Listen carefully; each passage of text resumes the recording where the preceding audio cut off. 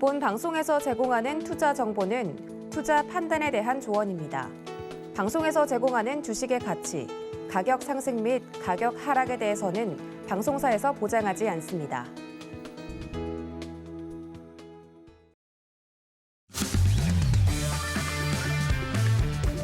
안녕하세요. 해외 시장 소식을 가장 빠르게 만나보는 시간, 해외 선물 신세계 리턴즈의 손자입니다.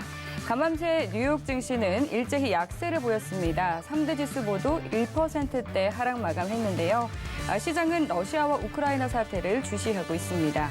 전일 러시아 의존도가 높은 독일 증시, 그리고 프랑스의 까크 지수는 4% 가까이 하락 마감했는데요. 오늘 유럽 시장은 지금 현재 상승세 이어가고 있고, 또 미 선물 시장 역시 플러스권에서 거래되고 있습니다. 아시아 증시는 하락 마감한 반면 오늘 국내 증시만 유일하게 상승 마감했는데요. 러시아 시장은 외국인 투자자의 이탈을 제한하기 위해서 3거래일 연속 휴장했습니다. 뉴욕 증시에 상장된 러시아 회사들의 주식도 일제히 거래가 중단됐는데요. 이에 금융주들은 약세를 보였습니다. 사상 최저치까지 떨어진 러시아 루블화 가치에 러시아는 대체 자산으로 가상화폐 사재기에 나섰는데요. 비트코인이 1시간 만에 16%가량 급등하는 등 암호화폐 시장이 이틀째 랠리를 이어가고 있습니다. 유가는 비축유 방출 소식에도 불구하고 또다시 급등했습니다. WTI는 전일에 이어서 또다시 상승폭을 키우면서 10년 들어 최고치인 배럴당 $110를 돌파하기도 했는데요. 브렌트유도 비슷한 가격선을 보였습니다. 골드도 강세를 보이며 $1,950를 목전에 두고 있는데요. 달러 인덱스는 유로화가 2020년 이후 최저치를 기록하면서 상대적 강세 97선에서 거래가 됐고, 10년물 국채금리는 안전자산인 채권 가격이 상승하면서 1.7% 초중반선까지 레벨을 낮췄습니다. 네, 오늘 발표된 유로존의 2월 소비자 물가지수는 전년 대비 5.8% 상승하면서 예측치를 상회했고, 통계 집계를 시작한 1997년 이후 최고치를 기록했습니다. 그리고 전월 대비로는 0.9% 오르면서 이전치인 0.3%에 비해서 크게 상승했습니다. 또 근원 소비자 물가 지수는 전년 대비 2.7% 상승하면서 예측치와 이전치를 넘어섰습니다. 네, 그리고 또 투자 실력을 2배로 키워보실 수 있는 주말 무료 특강 준비돼 있습니다. 성견선생 마스터님께서는 일요일 밤 9시 30분에 5일선과 21선 기법 2탄에 대해서 준비해 주셨고요. 골드도치 마스터는 일요일 오후 1시에 해외 선물 기법의 완성이라고 할 수 있는 신법에 대한 강의를 준비해 주셨습니다. 참여 원하시는 분들은 샵 0082번으로 문자 보내주시면 되겠습니다. 네, 그리고 또 속보가 있어서 전해드리도록 하겠습니다. 이 파월 의장이 대차 대조표 축소가 예측 가능한 방식으로 이루어질 것이다라는 발언을 내놨고요. 그리고 또 이 우크라이나와 러시아 전쟁이 미국 경제에 미치는 영향은 매우 불확실하다라고 발언을 했습니다. 네, 보다 자세한 시장 이야기 잠시 후 나눠보도록 하겠고요. 해외 선물과 관련한 궁금한 사항들은 노란톡으로 보내주시면 됩니다. 샵 0082번으로 신세계라고 보내주시거나 옆으로 나가고 있는 QR코드 스캔해서 들어오실 수 있는데요. 노란톡으로 보내주신 질문들은 방송 중에 실시간으로 내용 흐름에 맞춰서 답변 도와드리도록 하겠습니다. 네, 그럼 본격적으로 해외 선물 신세계 리턴즈 시작합니다.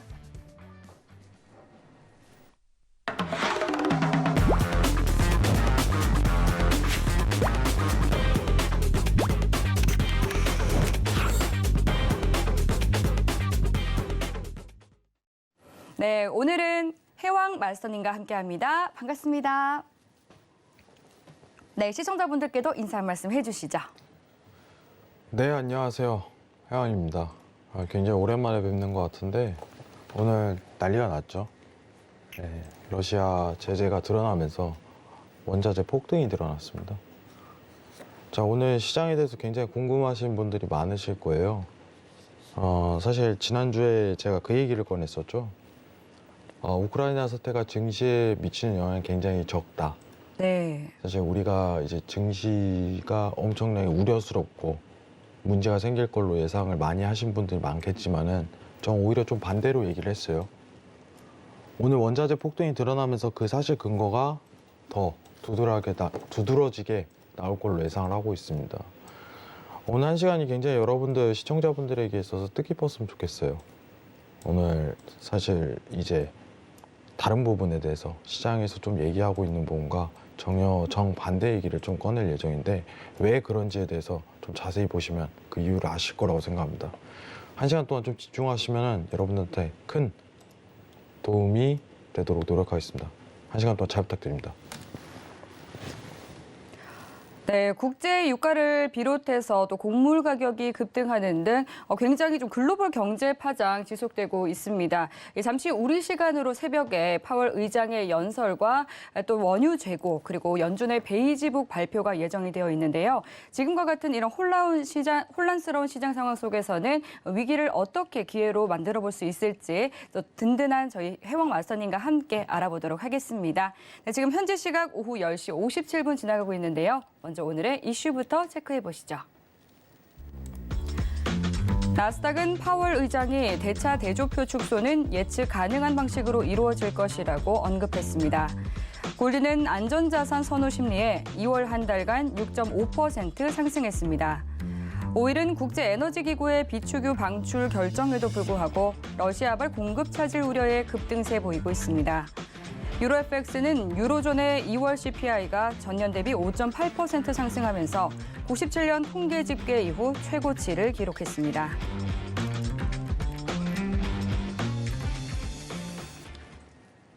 네, 나스닥부터 유로FX까지 오늘의 이슈 체크해 봤습니다. 네, 그럼 이번에는 나스닥과 관련한 외신 기사 확인해 보겠습니다. 네, 오늘 가져온 외신 기사 제목은요. President Biden's State of the Union Address입니다. 현지 시간 1일, 우리 시간으로는 오늘 있었던 바이든의 첫 번째 국정 연설에 대한 CNN 보도 기사인데요. 조 바이든 대통령은 첫 번째 국정 연설 자리에서 우크라이나 침공 사태를 가장 먼저 언급하면서 동맹의 단합을 강조하고 또 나토 회원국들을 방어할 것이라고 밝혔습니다.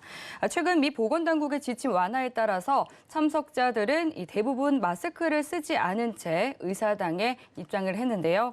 바이든 대통령은 블라디미르 푸틴 러시아 대통령이 오판한 대가를 치르게 될 것이라면서 푸틴의 침공을 강하게 규탄했습니다.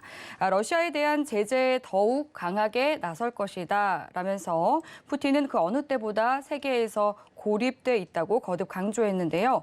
러시아 집권층의 이 요트와 같은 이런 부당 이익을 환수하고 모든 러시아 항공기를 상대로 미국 영공을 폐쇄하겠다라고 선언을 했습니다.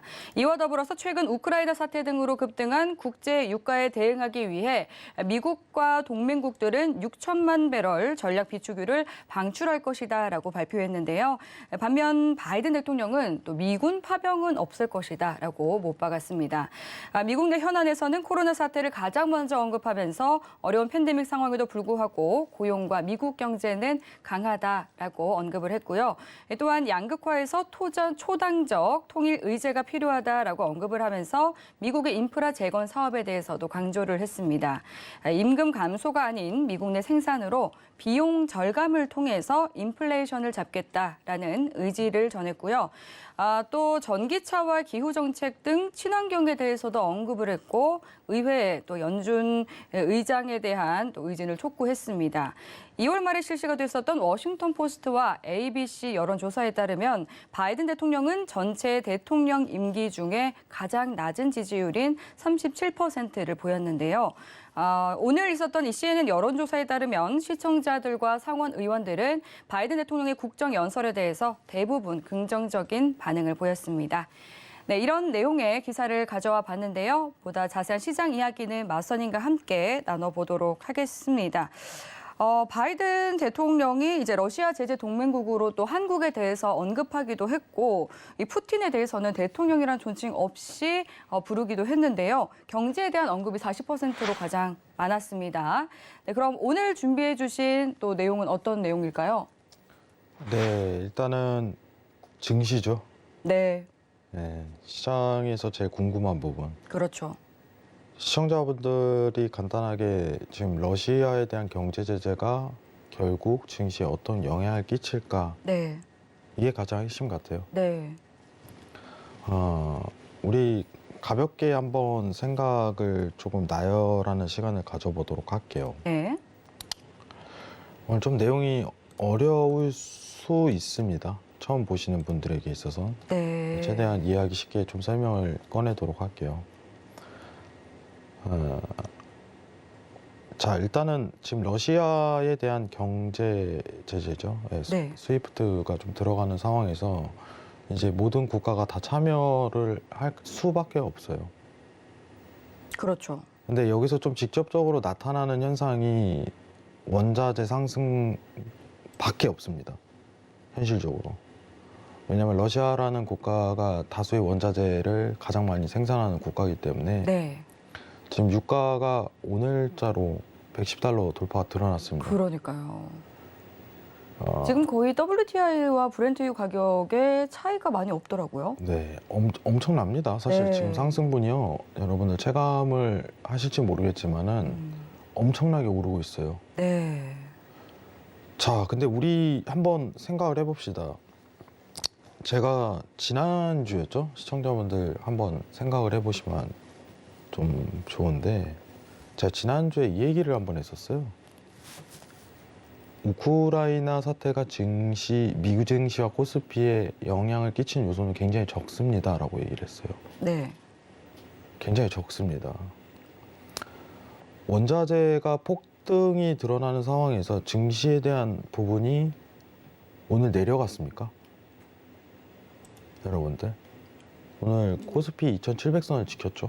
오히려. 그렇죠. 네, 러시아 지수는 우리 알다시피 40% 이상에 대한 하락률을 기록하고 있어요. 아직까지도.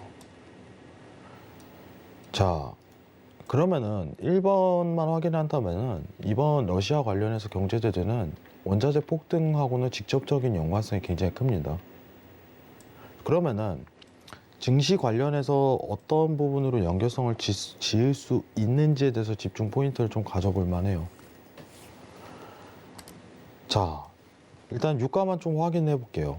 자, 오늘자로 $110 돌파가 또 들어갔어요. 네. 단 하루 만에 이제 $95 와, 에서? 정말 강하네요. 말도 안 되는 상승률을 지금 기록하고 있습니다. 네. 자, 지금 차트만 간단하게 좀 보도록 할게요. 자, 우리 지금 보시는 봉 차트는 이제 미증시 차트고, 지금 주황색 보이시죠? 이게 러시아 지수예요. 여러분들. 러시아 지수. 엄청난 괴리를 보이고 있죠. 네. 사실 최근 전 세계적으로 이제 긴축 시기가 맞물리기 때문에 모든 이제 증시에 대한 상황이 미증시를 따라가더라도 지금 최근에 있었던 이제 우크라이나 사태 때문에 러시아 지수는 폭락이 들어가는데 네. 경제 제재 들어가기 때문에. 근데 미증시는 안 그렇단 말이죠. 중요한 건. 미증시는 버틴단 말이죠. 네. 시장에서 지난주까지 꺼내놓던 우려에 대한 상황은 어디 간 거예요? 오늘 안 하죠, 얘기를. 왜 안 할까요? 안 떨어져서.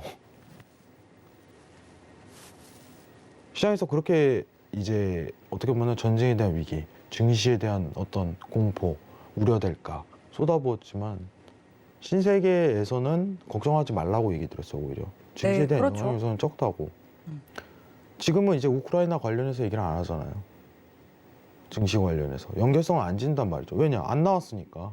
네. 그렇게. 세인트루이스 연준 총재도 지금 우크라이나 사태가 미국 경제와는 직접적인 영향이 없다 이런 발언을 했더라고요. 네, 없습니다. 네. 없어요. 지금 선물 시장도 또 지금 강보합권에서 움직이고 네. 있고요. 왜 없냐에 대한 이해도가 굉장히 중요해요, 네. 여러분들. 지금 여러분들이 좀 아셔야 되는 내용은요, 이 내용입니다. 지금 이상한 현상이 펼쳐지고 있어요. 자, 우리 간단하게 좀 생각을 해봐야 돼요. 자, 원자재 가격이 오르면은 인플레이션은 어떻게 변경이 될까요? 여러분들. 오르겠죠. 네, 물가는 당연히 상승합니다. 예. 근데 우리가 기존에 봤던 CPI에 대한 지수는 당연히 다음 달에 또 오르겠죠. 다음 달 또 결과치 발표를 하면은 3월이죠. 3월에 발표를 하면은 2월에 대한 CPI는 또 급등이 나오겠죠. 근데 중요한 건 제가 BEI라고 얘기를 드렸어요. 네. 근데 최근 수치가 이상해요. 여러분들. 우크라이나 사태 발생하고서 BEI 수치는 최근에 큰 변동성은 없었는데 BEI가 폭등하기 시작합니다. BI 뭐예요? 기대 인플레이션이죠. 네. 제가 누누이 최근 1월장, 2월장이 하락이 온다는 부분은 여러분들 실질금리가 상승해서 올랐다고 얘기를 드렸어요. 예. 근데 지금 실질금리가 폭락하고 있습니다, 다시. 이게 핵심이에요. 지금 증시 상황은. 자, 실질금리는 이제 10년물 국채금리에서 이제 BI 수치값을 빼면 되죠. 물가 상승률. 근데 지금 원자재 가격이 상승하는 포인트가 발현이 되다 보니까 지금 물가 상승률 BI 수치가 지금 폭등하고 있습니다, 다시. 그게 지금 이 파란색 선이에요. 보이시죠? 폭등하고 있어요. 그러니까 이 실질금리가 다시 내려가고 있는 상황이 연출이 되는 거예요. 다시 내려가죠. 그러면 간단하게 얘기 드리면 지금 우크라이나 사태에 관련해 갖고 직접적인 증시에 대한 요인은 없습니다. 다만 원자재 가격 상승으로 인하여 지금 BI 수치값이 폭등하고 있다. 이는 곧 실질금리가 다시 하락하고 있는 요인으로 발생하고 있는 과정입니다. 실질금리가 다시 떨어진다는 건 무슨 뜻이에요? 여러분들, 위험 자산으로 돈이 다시 쏠리고 있습니다. 이거예요. 네. 와, 완전히 언론에서 꺼내는 말이랑 정반대로 얘기하네요, 저는. 그러니까요. 그죠? 우크라이나 때문에 증시가 위험할 거로 고조되고 있다 이러지만 저는 그건 안 올 겁니다. 오히려 지금 원자재 가격이 오르니까 증시가 다시 오르는 현상이 발생하고 있습니다. 저는 이런 얘기를 꺼낼 수 있는 게 왜 그럴까요? 왜? 왜라는 말이 나오는 거죠. 네, 마스터님께서는 계속해서 이 시장을 볼 때 기준 지표로는 기대 인플레이션, BI를 봐야 된다라고 네. 짚어주셨잖아요. 근데 원래는 네. 제가 이 부분을 좀 강조하고 싶은데 정상적인 시장에서는요. 예. 물가가 오르면은 시장이 하락하는 게 맞아요. 네. 지금 정상적인 시장이 아니에요, 여러분들. 긴축 직전에 어떤 첫 금리 인상 직전의 시장이라는 거를 인지해야 돼요. 네, 말씀 제가 또 궁금한 부분이 생기는데, 네, 말씀해 주신 건 그때는 또 유동성 장세였잖아요. 네. 근데 최근에 이제 돈을 걷어들이고 있는 이 테이퍼링 시기인데도 불구하고 이 BI가 떨어지게 된다면 증시가 재상승할 요인이 되는 걸까요? BI가 다시 오르게 된다면 증시가 상승하는 거죠. 네네네. 지금 상황에서. 그렇죠. 근데 여러분들 이게 지금 첫 금리 인상 직전 있잖아요. 네. 이것도 10년에 한 번 오는 상황이에요. 되게 특이한 상황이라는 거죠. 예. 보통 이제 금리가 정상적인 궤도 내에서 1에서 이제 2% 사이에서 계속 좋은 밸런스를 유지하고 정상적인 경제 활동을 이어간다면은 지금 우크라이나 사태는 증시에 굉장히 악조건이란 말이죠. 근데 긴축 직전에 마이너스 실질금리가 지금 회복하는 과정이죠. 지금 이 빨간색 선을 잘 봐야 돼요, 시청자분들은. 지금 이게 회복하는 과정 내에서 갑작스럽게 물가가 다시 올라버리네. 네. 그러니까 이게 다시 떨어지는 현상이 펼쳐지는 거예요. 네, 또 꺾였네요. 네. 지금 상황 오히려 역으로 발생하는 거죠, 증시에. 제가 계속 신세계에서 얘기하는 거는 중요한 건 뭐냐면 매크로 환경에 따라 시장이 다르게 움직입니다라고. 그래서 경제가 어려운 거예요. 아, 그러니까요. 전혀 다른 해석이잖아요. 네. 상황이. 근데 보통은 이 정상화 과정 내에서 이런 상황이 발생한다면 증시에 당연히 안 좋죠. 뭐 국제 무역 간의 악조건이 예상된다. 어느 사건이 있었어요? 예를 들면 미중 무역이 있었죠. 그렇죠. 미중 무역 때 갑작스럽게 폭락이 나왔어요. 2019년도에. 네. 같은 이치예요. 뭐 이런 사건이 발생한다면 보통은 증시에 좋지 않은 상황이지만 갑작스럽게 원자재에 대한 러시아에 대한 경제 제재가 들어가니까 폭등이 드러나잖아요. 이게 바로 물가에 악영향을 끼치는 거예요. 자, 여러분들 우리 지금 어떤 상황이에요? 이번 달에 첫 금리 인상하죠. 미국이. 네. 오늘 파월이 연설이 있었죠? 자막 한번 볼 수 있을까요? 어떤 내용이 나왔는지 같이 한번 보면서 얘기를 하는 게 좋을 것 같습니다. 네, 대차 대조표와 관련한 또 발언이 나왔죠. 금리 관련도 얘기를 했죠. 네. 예, 굉장히 많은 얘기를 했어요. 자, 파월 의장, 대차 대조표 축소 예측 가능한 방식으로 이루어질 것. 그리고 또 금리 관련해서 얘기도 있었죠.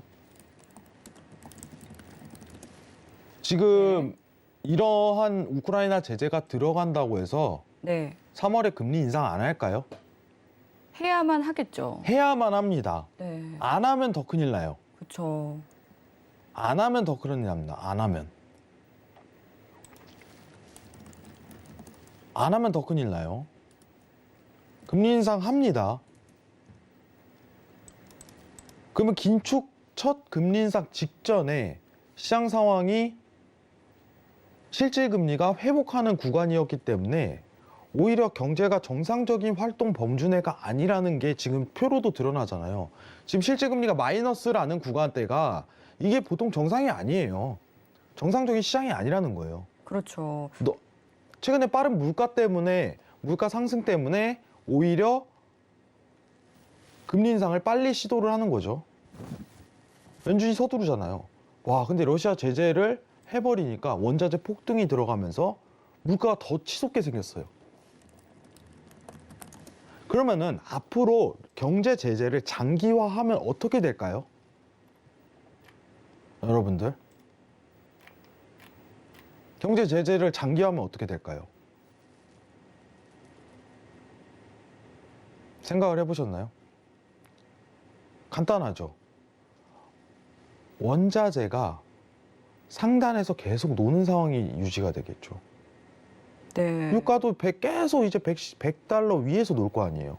그래서 물가를 잡기 위해서는 뭐 금리 인상 말씀하신 것처럼 불가피하기 때문에 파월 의장이 또 이런 언급을 한 것 같은데, 이제 파월 의장의 의회에 출석해서 연설에 대한 내용은 이제 우리 시각으로 좀 자정에 이뤄질 예정이고, 지금 하단으로 나가고 있는 자막 같은 경우는 연설에 앞서 공개한 이제 문서를 통해 밝혀진 내용이기 때문에 또 오늘 어떤 이야기가 나올지 좀 주목해 봐야 될 것 같긴 합니다. 여기서 만약에 파월이 다른 얘기 하잖아요. 네, 그럼 시장 뒤집어집니다. 그렇죠. 왜냐? 지금 제가 만약 파월이라면 네. 긴축을 더 빨리 시도를 할 수밖에 없어요. 아, 50 베이시스 포인트도 0.5 가능하다. 베이시스 포인트로도 들어갈 가능성이 높아요. 왜냐? 네. 지금 이렇게 유가 쳐서 물가 상승 압력이 이렇게 심한데 예. 더 빠른 긴축을 시도해야 차라리. 그러니까요. 지금 전략 비축유 방출하겠다 뭐 이런 소식도 지금 이 유가 급등에는 어떤 영향을 많이 못 주는 것 같더라고요. 실제로 이제 왜냐하면 다수의 시장 참여자들이 네. 이제 섣부른 어떤 미국에 대한 거짓말에 한 번 당했거든요. 네. 비축유 그렇게 방출한다고 했다가 그렇죠. 엎었잖아요, 한 번. 안 했거든요, 실제로. 그러니까 이번에 비축유 방출을 하더라도 실제로 보여줘야 돼요, 행동을. 네. 그렇게 하면은 유가는 어떤 조정치를 다시 내릴 가능성이 높아요. 네. 근데 중요한 거는 이번 우크라이나 사태가 원자재에 대해 가격 상승을 일으킨 건 확실합니다. 예. 최근 우리가 이제 하루 쉬었죠. 3.1절 때문에. 네. 하루 쉬었지만은 이전에 바로 경제 제재를 들어가면서 유가가 지속적인 폭등을 일으켰는데 이게 바로 우크라이나의 직접적인 요인이에요. 그러면은 증시엔 어떤 간접적인 요인을 일으키냐? 이 원자재 가격 상승에 대한 영향으로 지금 보시는 파란색 선 있죠. BI에 대한 수치값이 급등을 했습니다. 그래서 증시는 실질금리 하락하게 된 거고 증시는 다시 수급이 쏠리는 현상이 들어가는 거예요. 방금 이 50 베이시스 포인트 인상에 대해서 또 언급해 주셨는데 관련해서 노란톡으로 로버스트님께서도 딱 이 질문을 보내주셨었는데요. 네. 지금 오늘 파월 의장의 발언이 있는데 이 50 베이시스 포인트 인상 가능성도 열어놓고 본다라는 말일까요? 하고 질문 보내주셨네요. 정확하게 그 말이 맞겠죠. 아, 지금 사실 이제 미국 입장에서는 이 두 갈래로 나뉘었잖아요. 네. 너무 빠른 긴축 시도는 경제 불황을 일으킨다라. 네. 아니야. 물가에 대한 빨리 압력을 낮출 필요가 있어. 근데 지금 원자재 폭등했으니까 어떻게 해야 돼요? 0.5로 올릴 가능성이 굉장히 높아지는 거죠. 시장 상황이. 근데 이 0.5로 올린다고 해갖고 시장에 큰 영향을 끼치진 않습니다. 제가 보는 시장은 증시예요. 증시에 영향을 끼치지 않아요, 여러분들. 왜냐면 이미 많이들 예상한 시나리오이기 때문이겠죠. 네, 너무 이미 예상을 한 시나리오고 예. 사실 지금 어떻게 보면 빠른 0.5포인트를 올라간 뒤에 물가에 대한 압력을 빨리 낮춰야지 이제 증시가 또 다른 조정에 들어가겠죠. 네. 근데 제가 보는 시장에 대한 견해는요. 예. 지금 제 최종은 이거예요. 지금 여기서 좀 집중을 하도록 할게요. 네. 자, 여기 보이시죠? 지금 이거 한번 볼게요. 빨간색 보이시죠? 네. 빨간색 선. 이거 실질금리 상승 돌파 못 들어갈 가능성이 높습니다. 올 한 해. 계속 여기서 놀 거예요. 잘하면. 그럼 어떻게 돼요? 계속 여기서 놀게 된다면? 어떻게 될까요? 이게 제일 중요합니다. 이러한 어떤 시장에 대한 환경이 구성되고 실질금리가 마이너스에서 계속 버티는 환경이 올 한 해 계속 구성이 된다면 올 한 해 증시는 어떨까요? 라는 얘기가 나와야겠죠. 어떻게 될까요? 시청자분들.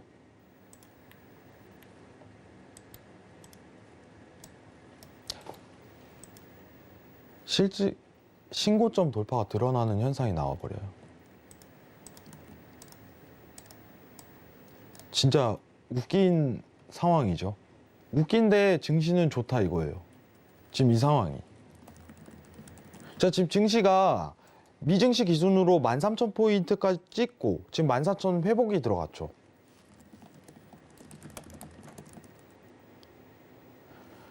계속 우상향하는 모멘텀이 나올 가능성이 높아진다는 겁니다. 이해를 하셔야 돼요, 시청자분들이. 왜 증시는 올라갈까?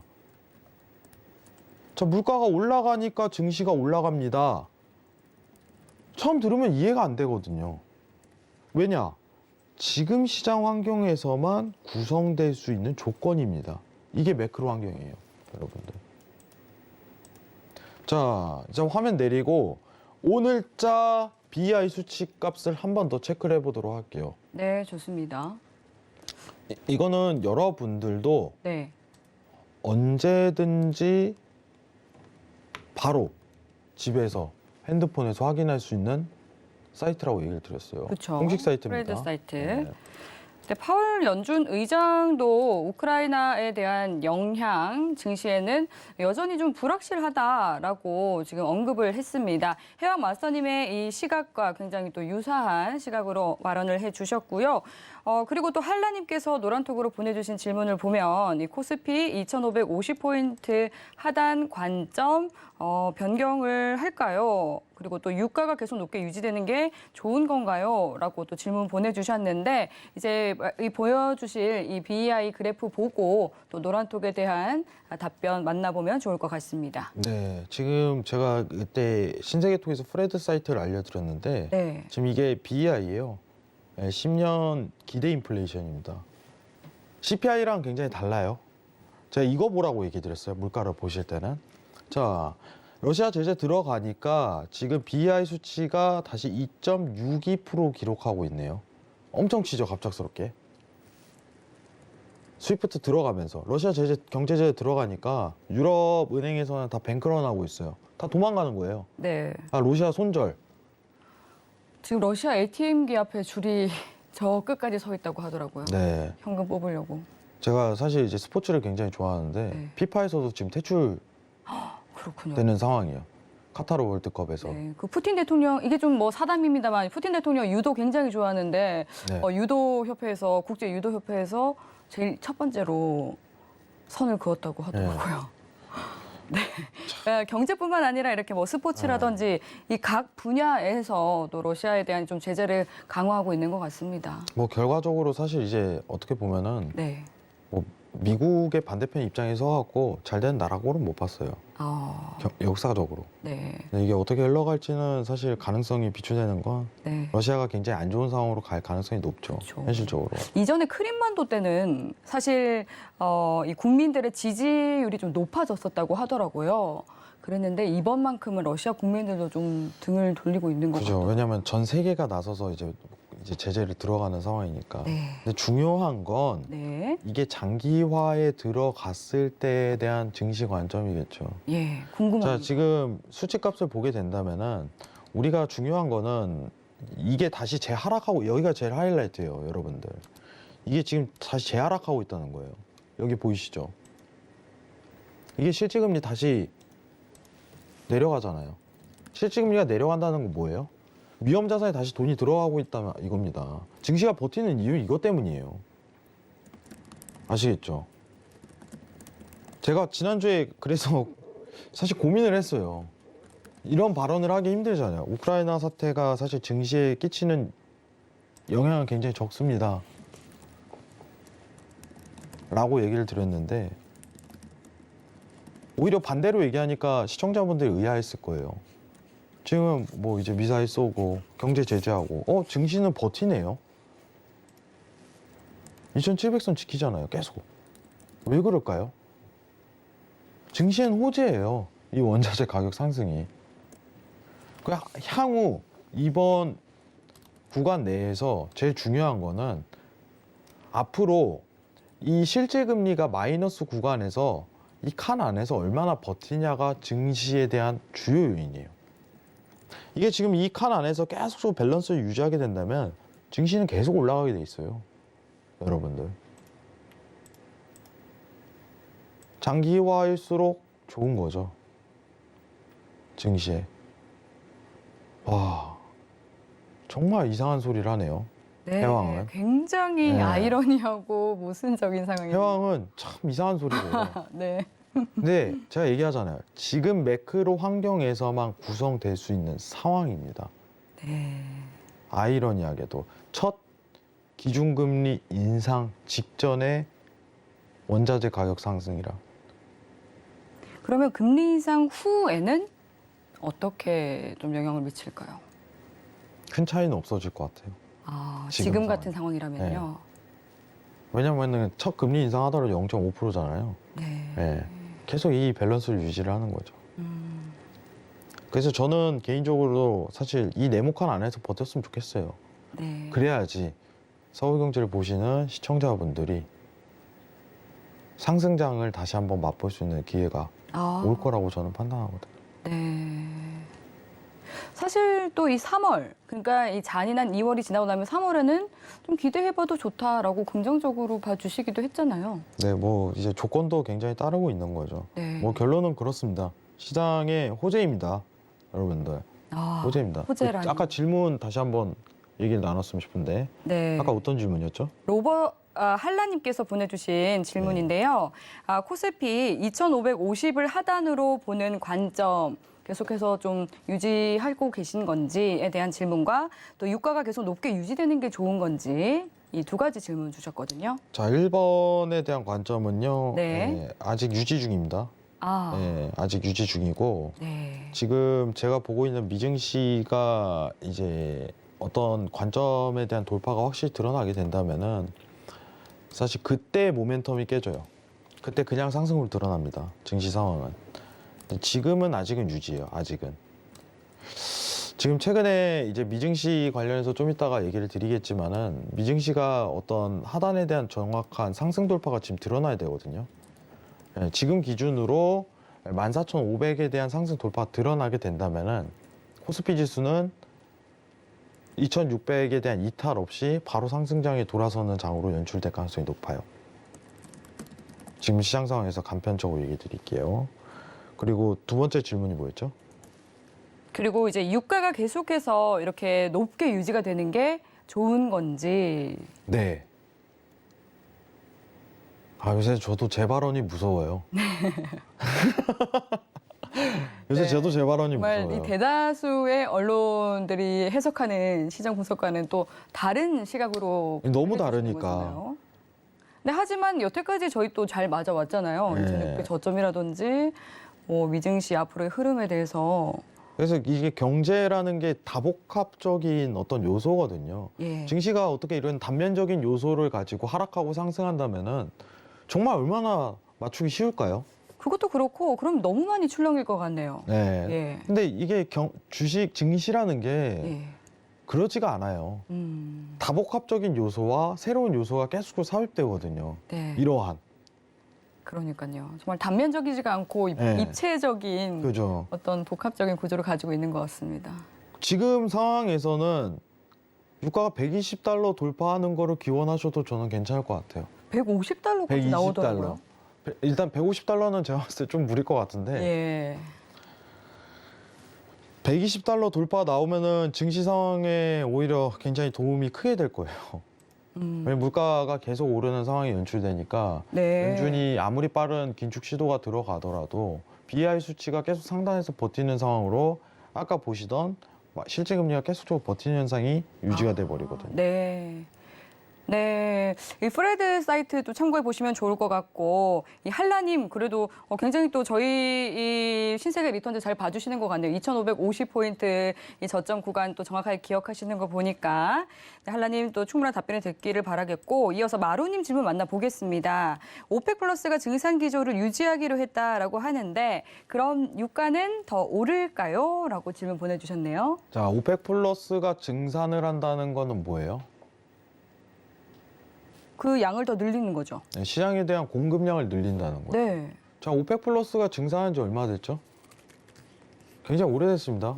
그렇죠. 네, 6개월 이상 됐어요. 네. 6개월 이상 오르네요. 그죠? 왜 그럴까요? 공급에 대한 양이 너무 미비해요. 시장에 영향을 끼치지 않을 정도로. 즉 쉽게 얘기하면 감산에 대한 완화라고 하죠. 네. 증산이라는 표현으로 똑같은 이퀄로 좀 뜻할 수 있을 것 같은데 그 양이 너무 미비하기 때문에 시장에서 생산하는 양 대비해 갖고 오펙에서 공급하는 양이 시장에서 굉장히 줄였잖아요.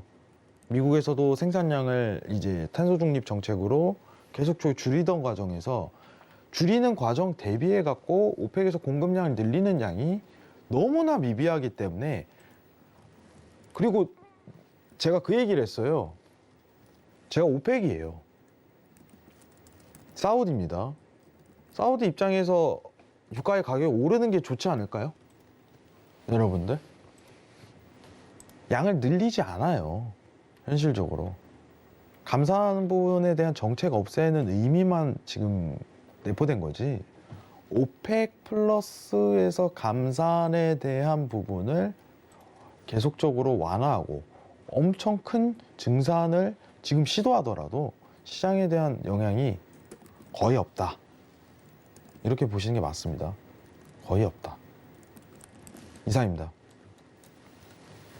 네, 이렇게 또 노란톡으로 보내주신 질문에 대한 답변해 봤습니다. 계속해서 노란톡으로 여러분들의 질문 받고 있으니까요. 궁금한 사항 있으시면 노란톡 통해서 언제든지 질문 보내주시면 되겠습니다.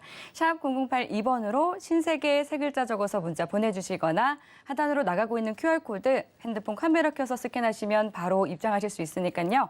입장하실 때 코드는 1717 입력하시고 들어오시면 되겠습니다. 네, 지금 현재 또 뉴욕 증시가 개장을 했는데요. 먼저 개장 상황 살펴보고 오겠습니다.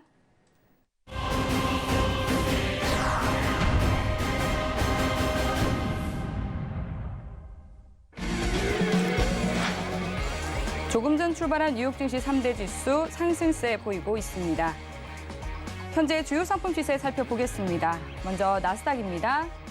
0.45% 오른 14,074포인트 선 지나고 있습니다. 이어서 골드입니다. 0.64% 하락한 1,931달러 선 지나고 있습니다. 다음 오일입니다. 6.09% 오른 배럴당 109달러 선 지나고 있습니다. 마지막으로 유로입니다. 0.22% 내린 1.110달러 선 지나고 있습니다.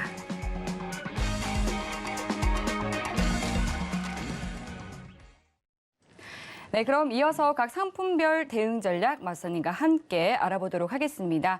네, 먼저 나스닥부터 살펴보도록 할게요. 나스닥 현재 구간에서 어떤 전략을 가져가 보는 게 좋을지 팻말 통해서 확인해 보도록 하겠습니다. 조금 전에 확인한 이 개장 상황에서는 또 마스터님께서 짚어주신 것처럼 지금 국제유가 급등세 나오고 있었고요. 또 3대 지수 모두 상승세 보여주고 있었는데 오늘은 어떤 스탠스로 대응해 보는 게 좋을지 팻말 들어보겠습니다. 하나, 둘, 셋. 오늘은 매도 들어주셨네요. 네. 시장이 앞으로 상승 전환으로 들어갈 가능성이 굉장히 높은 국면인데 네. 오늘은 데일리 트레이딩 기준으로 매도 보세요. 네. 여러분들 이제 장기적인 관점에서 먼저 설명을 드릴게요. 네. 장기적인 관점에서는 자, 14,500 돌파 들어간 다음에 매수 관점 보시셔도 상관없어요. 근데 이게 오늘 드러날 가능성은 저는 굉장히 적다고 생각해요. 단순합니다. 아시겠죠? 제가 지난주 시장에 대한 이 수급에 대한 형태를 좀 잘 측정을 하라고 얘기를 드렸었는데 지금 일단은 단기적인 관점에서 14,200까지는 쉽게 도달할 가능성이 높아요. 오늘 차트에서. 자, 오늘도 새벽 타임으로 좀 들어갈 가능성이 굉장히 높은데 잠시만요. 네, 보니까 CNBC에서도 바로 뭐 속보로 들어온 게 유가 급등에 따라서 또 시장이 반등하고 있다. 이렇게 또 이 보도 기사를 낸 거 보니까 또 맞서님이 보시는 거가 좀 유사한 시각인 것 같습니다. 네. 유가가 급등하니까 네. BR 수치값이 상승을 하고 네. 그럼 실제 금리가 다시 떨어지는 현상으로 위험 자산에 돈이 쏠린다. 네. 이렇게 연결 짓는 게 가장 나아요. 여러분 웃기잖아요. CNBC도 지금 얘기를 하고 있습니다. 그러니까. 유가가 오르니까 증시가 오른대요. 네. 보통 사람이 들으면은 뭔 말도 안 되는 소리야 이러잖아요. 네. 근데 오늘 그 얘기가 있었을 거예요. 혜왕, 저 오늘 처음 보는데 저 오늘 이상한 소리를 하는구나. 네, CNBC 확인해 보세요. 네, 똑같은 얘기를 하네요. 이해를 하셔야 돼요. 네. 시장에 대한 상황에 대해서. 지금 오늘 환경은요. 일단은 지금 차트 보시면은 14,200에 대한 저항점이 한 번은 걸릴 가능성이 높아요. 이 자리에서 저항력을 확인한 다음에 제가 얘기했죠. 60분 봉상 MACD 수급 뒤집히면은 그때 매도 단기적으로 한번 보세요. 스윙 관점으로는 가져가지 마시고 오버슈팅이 나오는 걸 확인하시고 그때 매수 보셔도 괜찮아요. 제가 보는 단가는 14,500 돌파가 드러나고 나서 미증시를 이제 매수 관점으로 지속 유지하시는 게 낫지. 지금 여기는 이제 싸움 자리예요. 한 번은 계속적으로 흔들 가능성이 높아요. 차트상으로. 아시겠죠? 지난주까지 13,000 레벨링을 유지를 했습니다. 여러분들. 네. 여러분들은 지난 1, 2월 증시가 하락했던 게 뭐 때문이라고 생각을 하세요? 정확하게 알고 있어야 돼요. 여러분들. 증시가 하락을 했던 건 우크라이나 사태 때문이 아닙니다. 여러분들. 미 국채 금리 급등 때문이에요. 미 국채 금리 급등 때문이에요. 정확하게 아셔야 돼요. 연준이 1월부터 3월 금리 인상으로 바로 궤도를 바꿨기 때문에 1월에 첫 금리 인상이 3월에 드러났게 확실해졌거든요. 그때부터 국채 금리가 급등이 나오면서 실제 금리 회복이 들어왔기 때문에 증시가 하락장을 이어갔던 거예요. 이 상황 내에서 원자재에 대한 가격 지속적인 상승 요인은 증시에 상승 탄력을 붙여버리는 상황을 연출을 될 거예요. 근데 그게 14,500 돌파 이후에 보시라는 거예요. 지금은 오늘 데일리 트레이딩 기준은 이 구간 안에서 논다는 의미로 매도만 보시면 됩니다. 아시겠죠? 간단합니다. 이상입니다. 네. 그리고 사실 저는 이 유가를 보면서 이렇게 세 자릿수를 제가 또 전하는 날이 오게 됐는지 저는 몰랐는데 또 오늘 보니까 WTI, 브렌트유 모두 다 굉장히 강하게 6%대 상승세 보여지고 있습니다. 오늘 유가에는 좀 어떻게 대응해 보는 게 좋을지 대응 전략 팸을 통해서 확인해 보도록 하겠습니다. 하나, 둘, 셋, 빠밤. 역시 관망이네요. 좀 현실적인 답안을 꺼내요. 네네, 그럼요. 이거 오늘 건들면 큰일 나죠. 관망도 또 다른 아주 중요한 대응 전략입니다. 다 올랐는데 지금 붙어버리면은 오히려 더 크게 물리는 상황으로 연출될 가능성도 높다는 거예요. 네. 상승분 대비해갖고 하락분에 대한 조정이 드러날 텐데, 그죠? T차트로 좀 이동을 해보도록 할게요. 무섭습니다. 굉장히 가파르네요. 네. 여러분들 지금 이거 보이세요? 들리시죠, 여러분들? 기름값 오르는 소리. 들리시나요? 네. 요새 부담되던데 여러분들 이제 더 부담될 거예요. 네. 네. 우리는 지금, 어떻게 보면 우리는 네. 국제 유가를 앞다퉈 다루고 있기 때문에 한 2주 뒤에 반영되겠네요. 네, 슬픈 소식입니다. 네, 지금 난방유 같은 경우도 8% 급등하고 있고요. 네. 뭐 천연가스 뭐 다 오르고 있습니다. 지금 이 국제 유가 관련된 상품군들은 모두 급등세 보이고 있네요. 근데 우리나라 같은 경우는 이제 세금이 많이 들어가기 때문에 네. 뭐 엄청 큰 변화를 이루긴 힘들지만은 미국 같은 경우는 굉장히 치명적이겠는데요. 이런 경우에선 좀 이제 국가에서 나서기도 하더라고요. 예. 네, 국가에서 나서기도 하는데 지금 채널링은 좀 구축이 됐어요. 만약에 한번 보실 분들은 어디서 위치값을 찾냐면 이거 수치를 말하는 것도 정말 오랜만이네요. 107.50에서 그러니까요. 좀 낯설죠. 단기적인 매수. 107.50. 지금 채널링 정확하게 구축되죠. 지금 상황이. 그럼 지금 연추회사 이 눌린 값을 한 번은 봐야 돼요. 기다려야 돼요. 107.50 매수. 여기서 기회 잡으셔야 돼요. 만약 매수 보실 분들은. 근데 우리가 이제 200틱은 더 추가 하락해야 되잖아요. 근데 오늘 유동성이 굉장히 높기 때문에 충분히 올 수는 있어요. 이 자리 말고는 웬만하면 매수 보지 마세요. 지금 추격성으로 가지 않으시는 거 권유드려요. 아시겠죠? 왜 그러냐면 유동성이 크기 때문에 시장이 만약에 이 자리에 이탈값이 나온다면은 바로 커트를 쳐야 되거든요. 이 자리에서. 손절 처리 바로 해버려야 돼요. 지지 여부만 딱 체크만 된다면은 그때 매수 보셔도 돼요. 뭐 조만간 이제 정부에서 나서지 않을까요? 고유가 관련해서. 사실 지금도 기름값 잡기에 나서고는 있지만 워낙에 국제 유가가 자꾸 치솟으니까 그 영향이 좀 미비한 것 같습니다. 보통 이럴 때 세금을 좀 줄이거든요. 네. 세금을 좀 줄이는 부분이 있어요. 국가에서는 어떻게 보면은 이제 소비재잖아요. 그래서 엄청 계속적으로 이제 사용하는 용도이기 때문에 어쩔 수 없이 네. 아무리 전기차라지만 시대라지만 전기차가 그렇게 생각보다 많이 없어요. 네. 아직까지는 디젤차도 많이 없어진 추세인데 뭐 이제 정부에서 한번 나설 것 같아요. 이제 국제 세금 유가 줄이면. 오르면 전기차 주들 흐름이 좀 좋을까요? 뭐 영향력은 좀 미비하겠죠. 저는 차라리 미증시를 올라가는 걸로 기원하는 게 좀 낫지 않을까. 네, 그럴 수 있겠네요. 그래서 테슬라 조금 주축하시는 분들 계시더라고요. 네.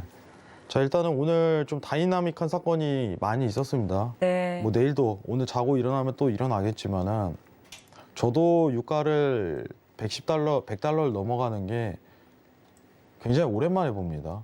갑작스러운 러시아 제재로 이러한 상황이 계속적으로 연출되는데 놀라지 마세요. 이 얘기를 해드리고 싶어요. 시장은 언제든 변합니다. 그 환경에 대해서 계속적으로 적응을 해나가야 돼요. 아시겠죠? 같이 여러분들하고 만들어 보도록 하겠습니다. 감사합니다. 네, 오늘도 정말 어디에서도 들을 수 없는 이야기를 전해주셨습니다. 계속해서 남아있는 궁금증들은 노란톡 통해서 보내주시면 되는데요. 샵 0082번으로 신세계라고 세 글자 적어서 보내주시거나 하단으로 나가고 있는 QR코드 통해서 들어와 주시면 되겠습니다. 그리고 또 주말 무료 특강 마련되어 있죠. 성견선생 마스터님께서는 일요일 밤 9시 30분에 5일선 기법과 또 21선 기법 2탄에 대해서 알려주실 예정이고요. 또 골드도치 마스터님께서는 일요일 오후 1시에 해외 선물 기법의 완성이라고 할 수 있는 신법에 대해서 특강을 해주실 예정입니다. 참여 원하시는 분들은 샵 0082번으로 문자 보내주시면 되겠습니다. 네, 참고로 본 방송에서 제공하는 정보는 투자 판단에 대한 조언일 뿐 해당 상품의 가치나 수익률을 보장하지 않습니다. 서울경제TV는 자본시장 통합법을 준수합니다. 1:1 투자 상담과 유사 수신 행위 등 모든 불법 사항을 엄중히 금지합니다. 네, 오늘 저희가 준비한 내용은 여기까지입니다. 오늘도 늦은 시간까지 함께해 주신 여러분 고맙습니다.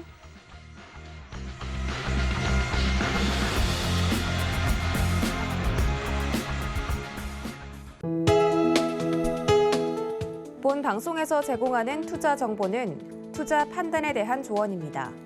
방송에서 제공하는 주식의 가치, 가격 상승 및 가격 하락에 대해서는 방송사에서 보장하지 않습니다.